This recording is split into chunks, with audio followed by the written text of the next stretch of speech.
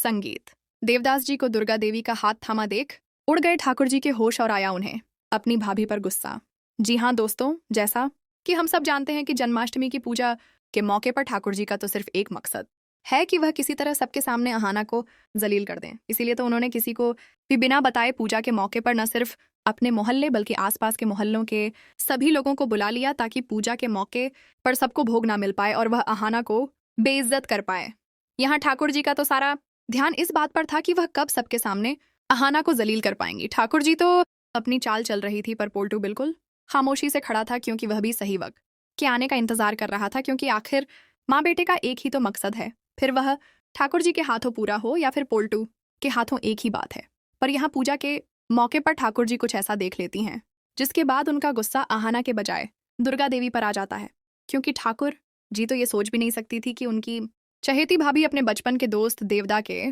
साथ गुलछर्रे उड़ा रही होंगी और हाथों में हाथ डाले अपने प्यार का इजहार कर रही होंगी। ठाकुर जी को तो पहले ही दुर्गा देवी पर शक हो चुका था कि हो ना हो यह शख्स दुर्गा देवी के ससुराल वालों में से तो नहीं आया।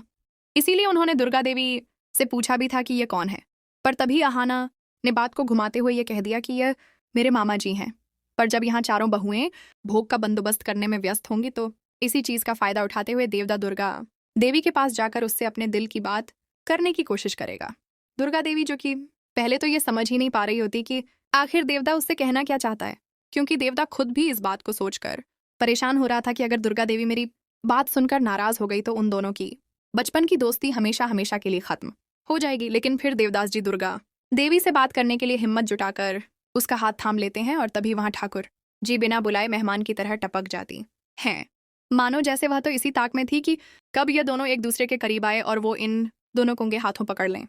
ठाकुर जी, जिनका पहले तो निशाना यह था कि वह अहाना को जलील करेंगी, लेकिन दुर्गा देवी को यह सब करता देख वह ठान लेती हैं कि अब मुझे भाभी को भी सबक सिखाना ही होगा। ये जो सभी घर वालों के सामने सती सावित्री होने का ढोंग रचा रही है, मुझे इनका यह सच सबके सामने लाना होगा। वेल, अब यह देखना बहुत ही दिलचस्प होगा कि ठाकुर जी कब और कैसे दुर्गा देवी और देवदा की इस सच्चाई को सबके सामने लेकर आएंगी, जिससे वह दुर्गा देवी से अपना बदला लेने में भी कामयाब हो जाएंगी। क्या ठाकुर जी सच में ऐसा कर पाएंगी या फिर इस बार भी अहाना अपने प्लान में कामयाब होगी और दुर्गा देवी और देवदा जी को एक कर देगी?